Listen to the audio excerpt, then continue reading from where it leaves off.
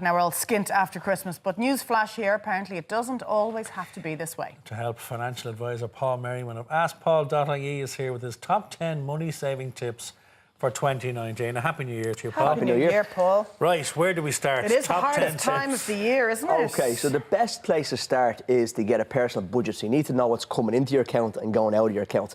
And I've been saying that for years. But again, when it gets to January, when you're trying to look at your finance, it's very like losing weight. If you don't know what weight you are, it's very hard to get to a target of losing weight. If you don't know what you have coming in your account, it's very hard to save money or make cutbacks. So if you go to the AskPaul.ie website, there's a free personal budget template. Download it, complete it, and that's the first step, I suppose. And then once you do that, it's really about making sensible decisions. So maybe switching your energy provider, switching your phone, having a chat with your provider, your TV package, and trying to get those a little bit cheaper for the year. There's a massive savings to be had there. Like, you could be saving a couple of €100 a month if you do that, like, you know, which is phenomenal. Next of all, then, you're going to try and get rid of the stuff that you don't really need in your account. I had someone did this before, and they had pet insurance for a dead dog, and it was still coming out of their account. Brilliant, you know, so that's a really good point, though. You know, people get so used to seeing direct debits coming out of their account that they forget they don't even need them anymore. And another one they do as well. See, somebody had a subscription for a magazine for the last 10 years, and they've moved address, and they haven't seen this magazine for 10 years.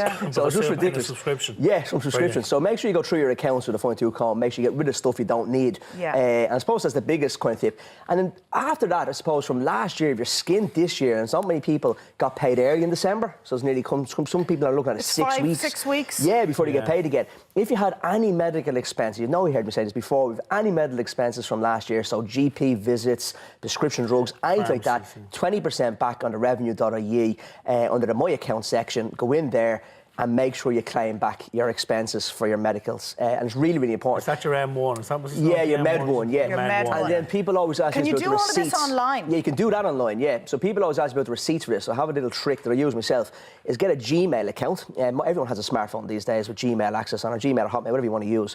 And then put your name, so I want it's Merriman82 at gmail.com, Merriman at gmail.com. And every time I get a receipt, I just take a photograph and email to myself.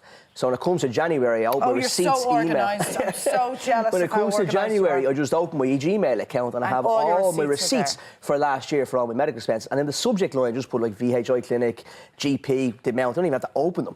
It's just like a little tally. And it's a brilliant tip. And if you do that this year, next year, it's great. And you may be rewarded by revenue when you do these as well. So you have to keep receipts for 6 years. But they're all saved in the Gmail account. So it's a really, really good tip for people, you know. You have another tip on your checklist there, which sounds very simple. But by God, it's difficult. Become debt-free. Yeah, debt-free, yeah. Oh, it's kind of aspirational now for it is an aspirational. People. And again, like losing weight, people start off and they want to get rid of their debt in 2019. So please, please, please, if you can, try and make debt. So forget about saving, but anything else, make sure your debt is gone. Always start with the lowest amount of debt you have. So you have a small loan, get rid of that first. It'll give you encouragement to keep going to the next loan and the next loan if you have a few loans outstanding.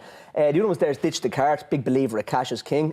So I think that's a really obvious one for people. Cards? Debit cards, I hate debit cards. Why? Because people are tap dancing around town, tapping money everywhere. They don't realise what they're spending. Tap dancing around town, we are. And they don't realise what they're spending. I love it. So when you get to your account, that's a really good tip for people that oh my God, that struggle. is so true. Honestly, it feels like free money. You struggle then if you're struggling to get to the end of the month without kind of having no money in your account. If you can't get the payday, guarantee if you look at your statement, you're going to go, what was that 30 quid for? What was that 20 euro for? And what was this for? You lose track of it so easy. So if you have cash in your wallet or your purse, 50 quid at the beginning of the week, you open it on a Wednesday and it's nearly gone. You know you spent too much money, whatever your budget is. So again, that's a big one. Like the debit cards just cost so much.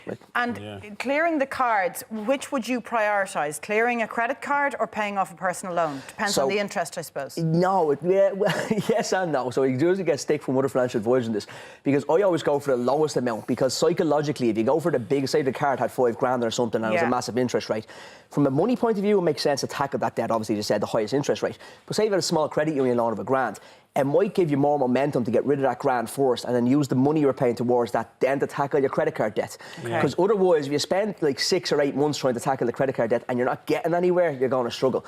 But if you have got credit card debt, it's very, very good out there. You can still switch your credit card provider. So if you're on a high interest rate, say at 20-odd%, you can switch to a 0% interest credit card for 6 or 9 months in some instances, you know. And they're all available on the consumer protection website, and they're available on the likes of bonkers.ie, switcher.ie, quit.ie, switchmybank.ie. These are all really, really good sites, especially switchmybank.ie. That's a government incentive to encourage fair competition in the banking sector. So always do that. You're going to get a lot of fans in the car industry there when you say don't change your car.